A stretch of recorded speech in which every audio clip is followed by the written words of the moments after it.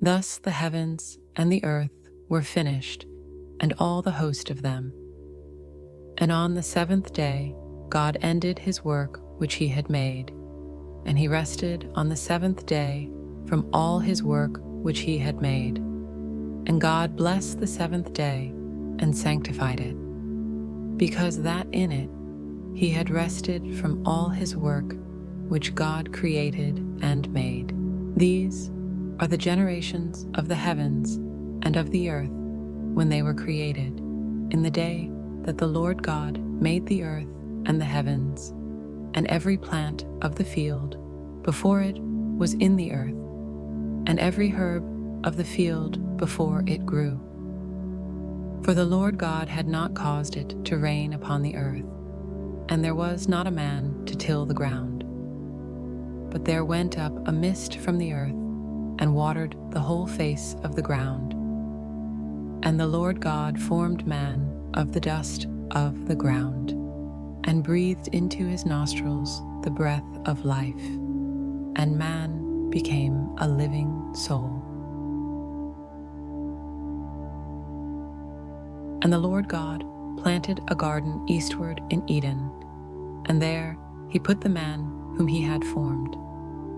And out of the ground made the Lord God to grow every tree that is pleasant to the sight and good for food, the tree of life also in the midst of the garden, and the tree of knowledge of good and evil. And a river went out of Eden to water the garden, and from thence it was parted and became into 4 heads. The name of the first is Pison. That is it which compasseth the whole land of Havilah, where there is gold. And the gold of that land is good. There is bdellium and the onyx stone. And the name of the second river is Gihon. The same is it that compasseth the whole land of Ethiopia. And the name of the third river is Hiddekel. That is it which goeth toward the east of Assyria. And the fourth river is Euphrates. And the Lord God took the man, and put him into the Garden of Eden to dress it and to keep it. And the Lord God commanded the man, saying, Of every tree of the garden thou mayest freely eat, but of the tree of the knowledge of good and evil thou shalt not eat of it. For in the day that thou eatest thereof thou shalt surely die. And the Lord God said, It is not good that the man should be alone. I will make him an help meet for him. And out of the ground the Lord God formed every beast of the field and every fowl of the air, and brought them unto Adam to see what he would call them. And whatsoever Adam called every living creature, that was the name thereof.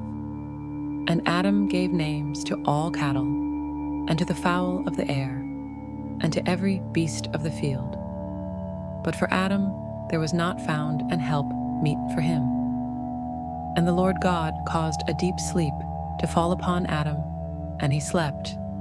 And he took one of his ribs, and closed up the flesh instead thereof.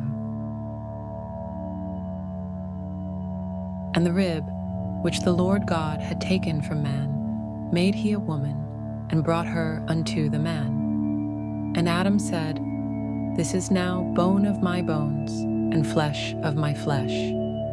She shall be called woman, because she was taken out of man. Therefore shall a man leave his father and his mother, and shall cleave unto his wife, and they shall be one flesh.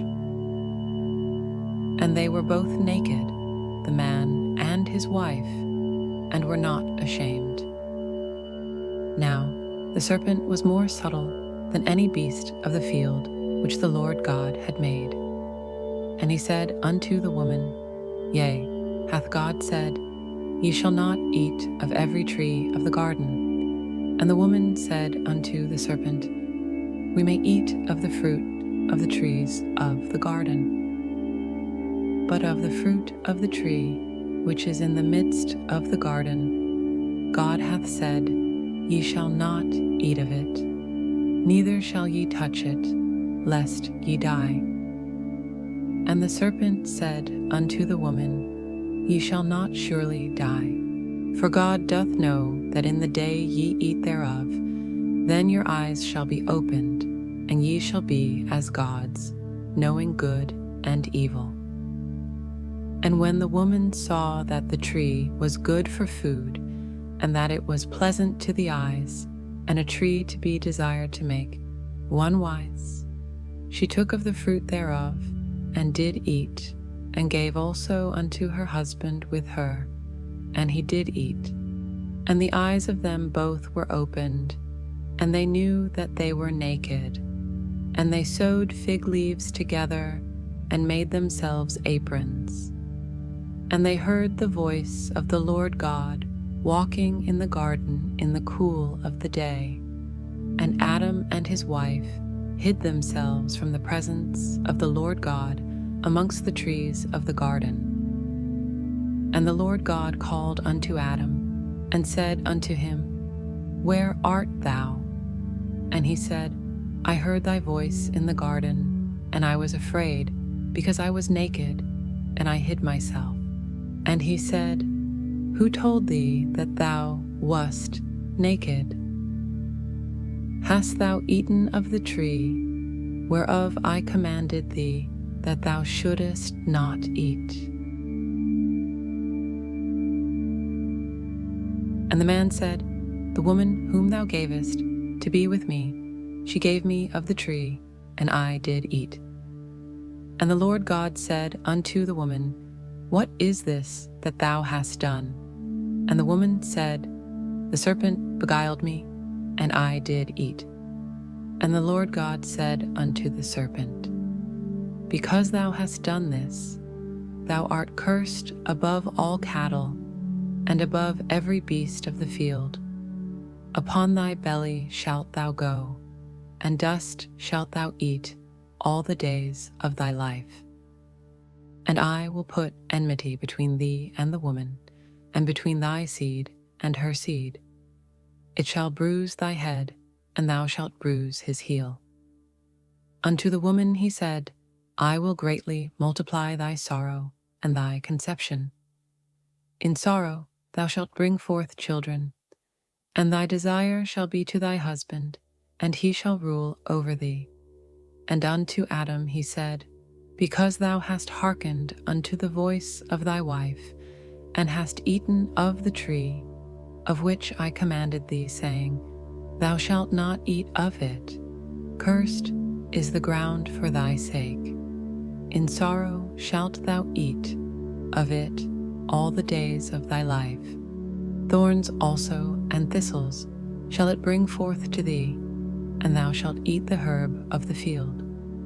In the sweat of thy face shalt thou eat bread, till thou return unto the ground.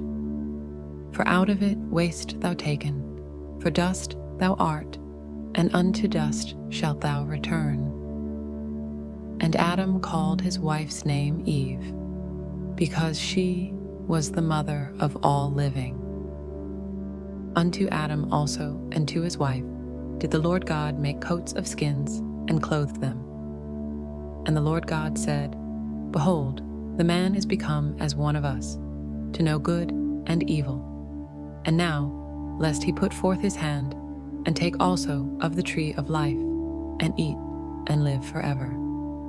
Therefore the Lord God sent him forth from the Garden of Eden, to till the ground from whence he was taken. So he drove out the man, and he placed at the east of the Garden of Eden cherubim, and a flaming sword which turned every way, to keep the way of the tree of life.